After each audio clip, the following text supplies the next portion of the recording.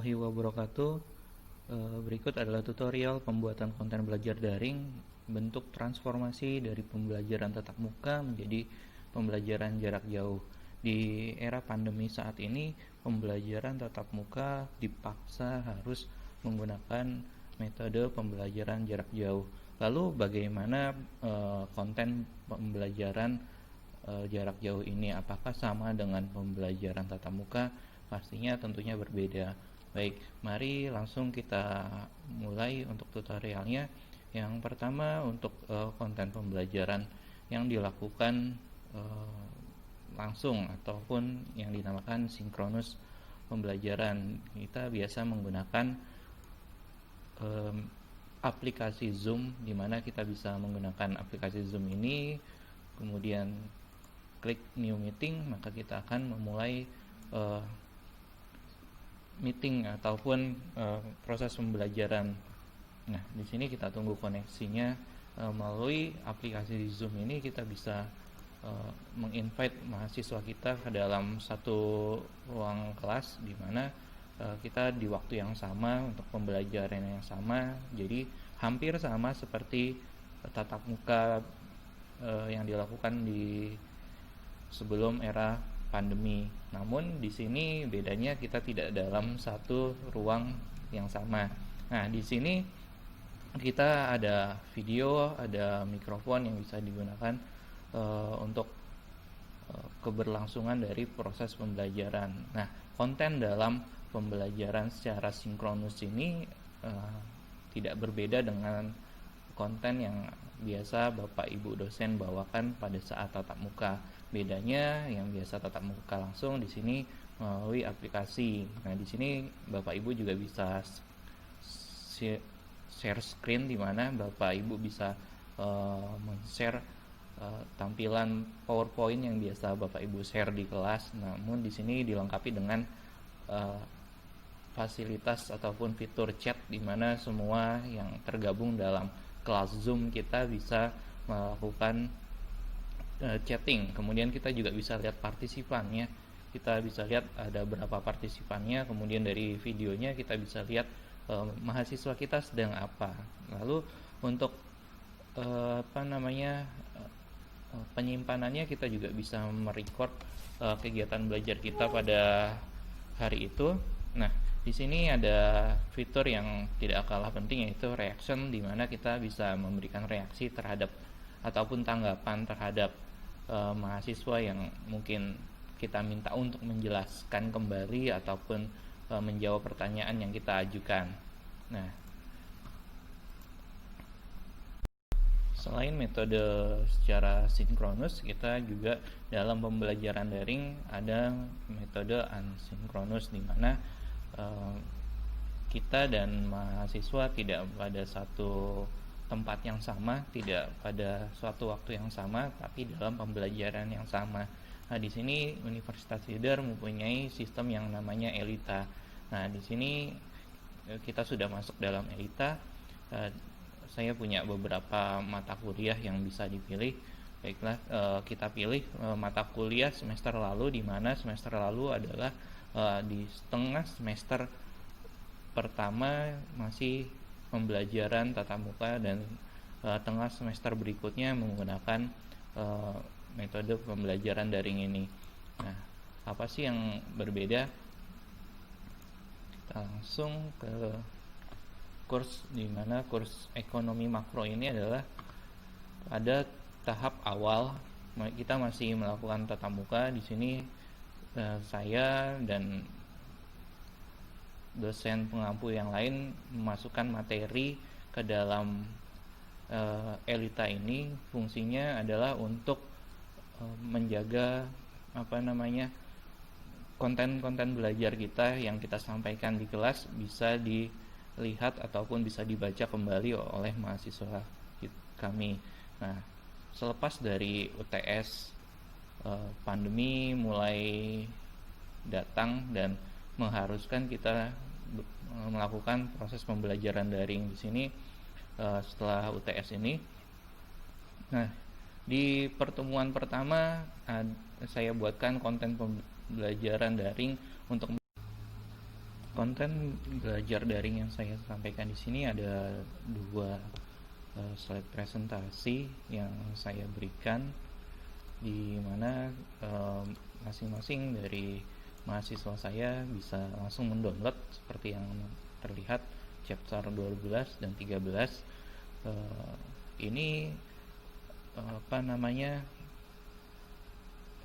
slide presentasi yang bisa dibaca oleh mahasiswa. Namun di sini masih memiliki kekurangan.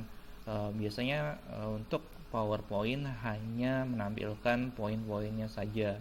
Jadi di sini masih perlu ada namanya penambahan materi lain, seperti misalkan buku ataupun teks ataupun artikel dan paper. Bisa juga ditambahkan dengan referensi grafis, audio ataupun video.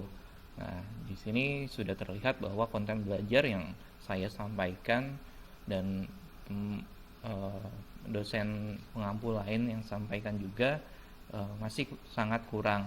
Nah, di sini saya juga sebenarnya menambahkan untuk videonya sendiri. Di sini ada analisis tinjauan ulang perekonomian terbuka, penawaran dan agregat. Sebenarnya yang disisipkan di sini adalah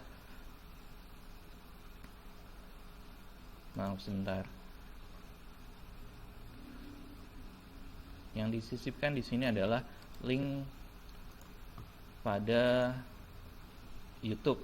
Nah, di sini saya coba melakukan inovasi di mana pembelajaran daring yang secara asinkronus bisa dilakukan melalui Elita dan YouTube. Nah, di sini saya sampaikan materi presentasi yang saya buatkan videonya. Nah, di sini saya juga menegur mahasiswa, kemudian saya coba bertanya kembali tentang materi-materi sebelumnya. Nah, di sini diharapkan mahasiswa bisa lebih tertarik dan lebih memahami proses pembelajarannya, dan kita juga tahu reaksi dari mahasiswa bagaimana menanggapi dari pertanyaan-pertanyaan yang kita buat di dalam video yang menjelaskan dari slide presentasi ataupun PowerPoint kita. Nah, setelah itu kembali lagi di sini saya punya forum diskusi, di mana forum diskusinya merupakan bentuk dari evaluasi. Sebenarnya sejauh mana sih mahasiswa sudah memahami ataupun mengerti apa yang sudah kita sampaikan di sini. Saya bertanya, jelaskan dua teori penawaran agregat pada ketidaksempurnaan pasar, apa yang diandalkan oleh masing-masing teori, apa kesamaan teori itu. Nah, di sini mahasiswa bisa menjawab dan mahasiswa yang lain juga bisa melihat jawaban dari mahasiswa yang lain dan saling menanggapi, bisa klik replay, kemudian bisa berargumentasi, dan di sini kita sebagai dosen juga bisa melakukan penilaian langsung, yaitu memberikan rate dari 0 sampai 100. Nah, di sini penilaiannya juga suatu bentuk dari keaktifan ataupun pemahaman dari mahasiswa kita. Jadi kita bisa mengetahui mahasiswa kita pemahamannya sejauh mana. Oke. Nah, di sini ada satu teman dosen yang juga mengampu mata kuliah yang sama. Dia membuatkan forum diskusi yang berbeda, dan materi yang beliau sampaikan juga hanya video saja. Baik, kita coba lihat sebenarnya apa sih konten belajar yang disampaikan oleh beliau sebagai pengampu mata kuliah ini. Nah, di sini langsung kebuka linknya. Ini kita skip aja. Nah, ternyata beliau hanya menyampaikan apa yang ada di YouTube, tidak menyampaikan apa yang sebenarnya ingin beliau ajarkan langsung kepada mahasiswa, tapi hanya mengambil materi yang ada di YouTube. Nah, di sini saya sangat. Nah, Di sini berarti dosen tersebut tidak menyampaikan materi pembelajaran langsung kepada mahasiswanya, tapi hanya mengambil cuplikan-cuplikan yang ada di media online ya, media seperti YouTube ini, dan ini juga dibuat oleh mahasiswa, jadi kemungkinan mahasiswa yang kita ajar akan bingung. Beda halnya sama kita jelaskan secara langsung. Baik, kembali ke ini konten pembelajarannya. Nah, di sini kita lihat diskusi yang dilakukan oleh dosen tersebut. Apa sih diskusi yang dilakukannya? Nah, di sini terlihat sekali diskusinya hanya ada 3, tapi coba kita lihat di sini ada reply-nya 35. Nah, di sini sama, namun di sini dosen tersebut tidak tidak bisa melakukan penilaian. Nah, di sini melalui Elita dosen juga bisa melakukan penilaian tentunya untuk menilai sejauh mana sih pemahaman dari mahasiswa kita menyerap apa yang sudah kita sampaikan. Baik, kembali lagi di Elitanya. Oke, nah dalam satu pertemuan ataupun satu materi yang disampaikan kita bisa menambah banyak aktivitas lain. Di sini ada tugas, kemudian dan satu lagi kita bisa menambahkan kehadiran. Di sini sudah ditambahkan oleh tim IT kehadiran ataupun attendance yang sebelumnya tidak ada, jadi kita bisa melakukan presensi mahasiswa yang hadir atau tidak. Kita juga di sini untuk pembelajaran sinkronus ada disediakan di Big Blue Button, kemudian ada chat, voice, custom certificate, database, and external tools, forum, glossary, dan lain sebagainya. Nah, di sini bisa digunakan untuk aktivitas-aktivitas yang kita inginkan untuk berinteraksi dengan mahasiswa. Bagaimana kita sebagai dosen harus bisa membuat konten-konten yang menarik, tentunya tidak monoton sekedar mencari materi-materi yang ada di YouTube ataupun media online lainnya, tapi kita juga dituntut untuk bisa lebih melakukan interaktif melalui aktivitas-aktivitas yang ada di Elita ini. Kita bisa buat kuis dan lain sebagainya. Kemudian untuk resource-nya kita bisa menambahkan buku, tentunya bisa menambahkan file, folder, dan URL dan lain sebagainya. Di sini fungsinya untuk menambah pemahaman mahasiswa kita mengenai materi-materi yang akan kita sampaikan. Baiklah, di sini untuk penugasan di sini saya juga memberikan penugasan bagi mahasiswa. Apa sih tugasnya yang saya berikan, bentuknya bagaimana? Nah, ini berikut adalah bentuknya.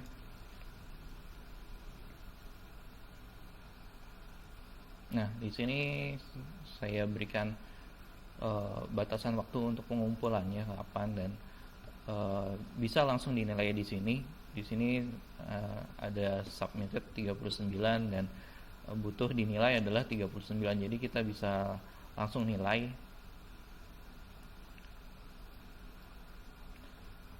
Nah, di sini kan ada 3 kelas. Namun saya memberikan tugas ini hanya pada 1 kelas. Jadi kita tinggal pilih yang mengumpulkan di kelas ini saja. Oke, kita bisa change user yang submitted ya. Kita bisa langsung nilai yang sudah submitted.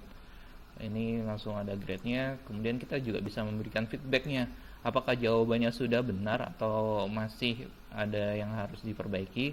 Kita bisa koreksi di sini dan mahasiswa bisa tahu jawaban yang mereka kirimkan sudah benar atau salah, ataupun pemahaman mereka terhadap materi itu sudah benar atau belum.